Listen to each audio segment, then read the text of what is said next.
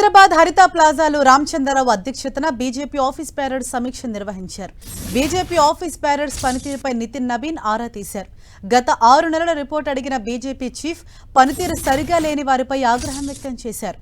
పనితీరు మార్చుకోకపోతే పదవులు వదిలేసుకోండని ఫైర్ అయ్యారు. గ్రూప్ రాజకీయాలు చేయొద్దని స్ట్రాంగ్ వార్నింగ్ ఇచ్చారు బీజేపీ చీఫ్ నితిన్ నబీన్.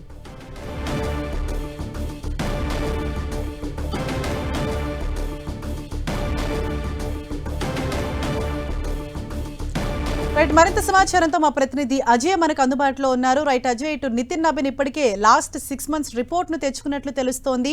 మరి ఎవరెవరికి ఆయన వార్నింగ్ ఇచ్చారు, ఎటువంటి సలహాలు సూచనలు చేశారు? మనం చూసుకోవచ్చు, రెండో రోజు బీజేపీ జాతీయ అధ్యక్షుడు నితిన్ నబీన్ పర్యటన తెలంగాణలో కొనసాగుతుంది. ఇందులో భాగంగా ఈరోజు హరిత ప్లాజాలో జరుగుతున్నటువంటి ఆఫీస్ బేరర్స్ మీటింగ్కి ఆయన ముఖ్య అతిథిగా హాజరవ్వడం జరిగింది. బీజేపీ రాష్ట్ర అధ్యక్షుడు రామచంద్రరావు అధ్యక్షతన ఈ సమావేశం జరుగుతుంది.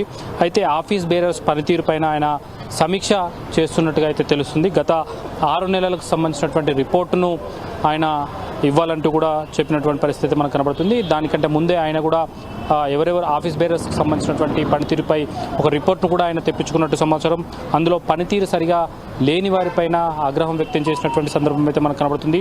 పనితీరు మార్చుకోకపోతే పదవులు వదులుకోవాల్సిందే అంటూ కూడా ఆయన వార్నింగ్ ఇచ్చినటువంటి సందర్భం అయితే కనబడుతుంది.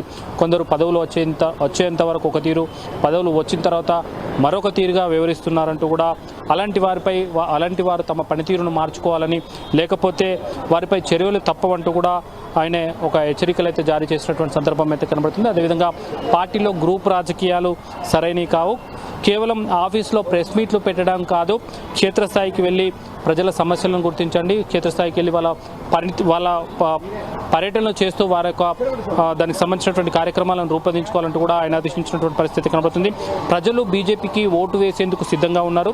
తెలంగాణలో బీజేపీకి అధికారంలోకి వచ్చేందుకు అవకాశాలు ఉన్నాయి. వాటిని పూర్తి స్థాయిలో వినియోగించుకోవాలన్న ఒక దిశానిర్దేశాన్ని అయితే ఆయన చేస్తున్నట్టుగా తెలుస్తుంది. నిన్న రాత్రి ఇదే తరహాలో ఎమ్మెల్యేలు, ఎంపీలు, ఎక్స్ఎమ్మెల్యేలతోటి, ఎక్స్ఎంపీలతో కూడా సమావేశం చేయడం జరిగింది.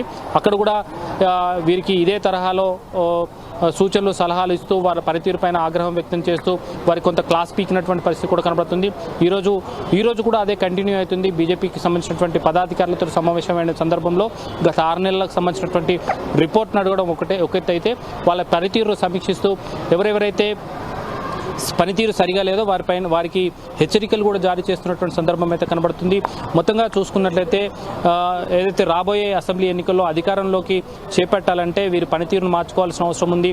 ప్రజలు ఓటేసేందుకు సిద్ధంగా ఉన్నప్పటికీ కూడా బీజేపీ నేతలు హైదరాబాద్ను వీడి క్షేత్రస్థాయికి వెళ్ళాలి, ప్రజల్లోకి వెళ్ళాలి, పబ్లిక్లో తిరుగుతూ వాళ్ళ సమస్యలను ఐడెంటిఫై చేస్తూ వారి కోసం పోరాడాలంటూ ఒక సూచనలు, సలహాలు అయితే ఇస్తున్నటువంటి సందర్భం కనబడుతుంది. నెక్స్ట్ టైం వారి పనితీరు మార్చుకోకపోతే వారిపై చర్యలు తీసుకుంటామన్న హెచ్చరికలు అయితే జారీ చేస్తున్నటువంటి సందర్భం కనబడుతుంది. దీన్ని బట్టి బీజేపీ ఎంత ఫోకస్గా తెలంగాణపై ఉంది అనేది అర్థం పడుతుందంటూ బీజేపీ నేతలు కూడా చెప్తున్నటువంటి సందర్భం కనబడుతుంది. Thank you Ajay.